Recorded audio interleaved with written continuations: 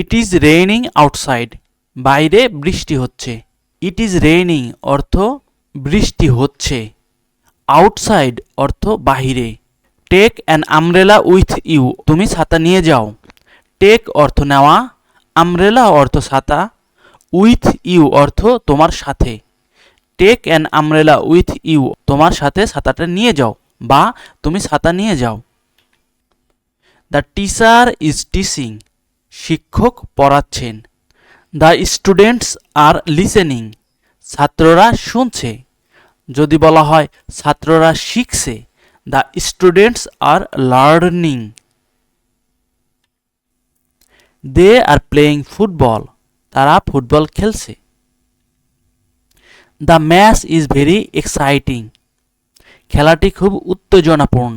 The match না হয়ে যদি কোনো মানুষ হতো তখন হতো excited. I am very excited হতো।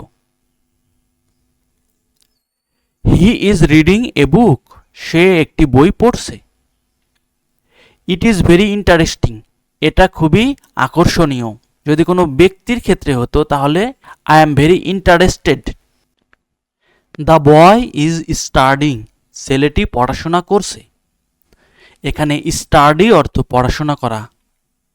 He has an exam tomorrow, আগামীকাল তার পরীক্ষা আছে। এখানে হি হ্যাজ অর্থ তার আছে, অ্যান এক্সাম একটি পরীক্ষা, টুমোরো অর্থ আগামীকাল। He has an exam tomorrow অর্থ আগামীকাল তার পরীক্ষা আছে। হি ইজ ওয়ার্কিং হার্ড, সে কঠোর পরিশ্রম করছে। এখানে ওয়ার্ক হার্ড অর্থ কঠোর পরিশ্রম করা। He wants to be successful, সে সফল হতে চায়। হি ওয়ান্টস অর্থ সে চায়, টু বি হতে, সাকসেসফুল অর্থ সফল। আই অ্যাম হাংরি অর্থ আমি ক্ষুধার্ত। I want to it something, আমি কিছু খেতে চাই। ক্ষুধার্ত হলে তো খাবেই। আই ওয়ান্ট আমি চাই, টু ইট খেতে। ইট মানে খাওয়া, ইটের আগে যদি প্রিপোজিশন টু বসে তাহলে সেটা অসমাপিকা ক্রিয়া হয়ে যায়। টু ইট অর্থ খেতে, সামথিং অর্থ কোনো কিছু। শি ইজ টায়ার্ড, সে ক্লান্ত। শি নিডস সাম রেস্ট, তার কিছু বিশ্রাম প্রয়োজন। শি নিডস তার প্রয়োজন, তার দরকার।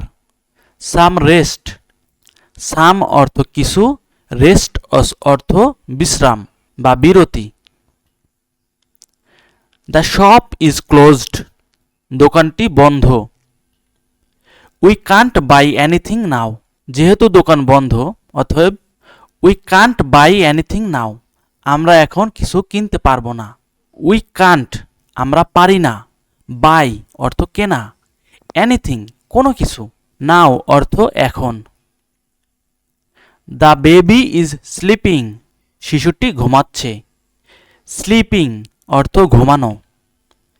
প্লিজ ডোন্ট মেক নয়েজ, দয়া করে শব্দ করো না।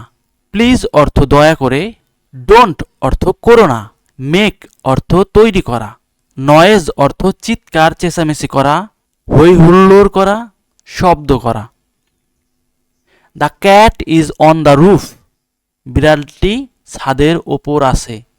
দ্য ক্যাট বিড়াল, ইজ হয়, অন উপরে, দ্য রুফ রুফ অর্থ ছাদ। ইট ইজ লুকিং ডাউন, এটা নিচের দিকে তাকাচ্ছে। আই হ্যাভ এ পেন, আমার কাছে একটি কলম আছে।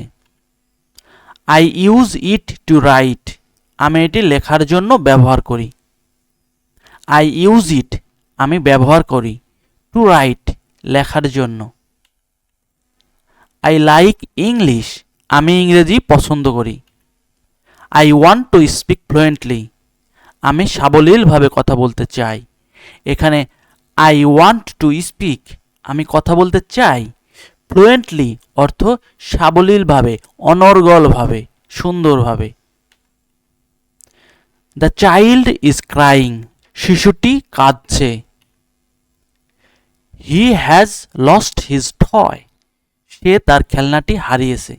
হি হ্যাজ লস্ট, সে হারিয়েছে, হিজ টয়, তার খেলনাটি। দ্য সান ইজ সেটিং, সূর্য অস্ত যাচ্ছে। সানসেট অর্থ অস্ত যাওয়া, সানরাইজ অর্থ সূর্য ওঠা। দ্য ইভিনিং ইজ কামিং, সন্ধ্যা ঘনিয়ে আসছে। এখানে ইভিনিং অর্থ সন্ধ্যা। হি ইজ ভেরি রিচ, সে অনেক ধনী। But he is not happy, কিন্তু সে সুখী নয়। শি ইজ স্মাইলিং, সে হাসছে। বিকজ শি ইজ হ্যাপি, কারণ সে খুশি। দ্য ফোন ইজ রিংইং, ফোন বাজছে। প্লিজ আনসার ইট, দয়া করে উত্তর দাও।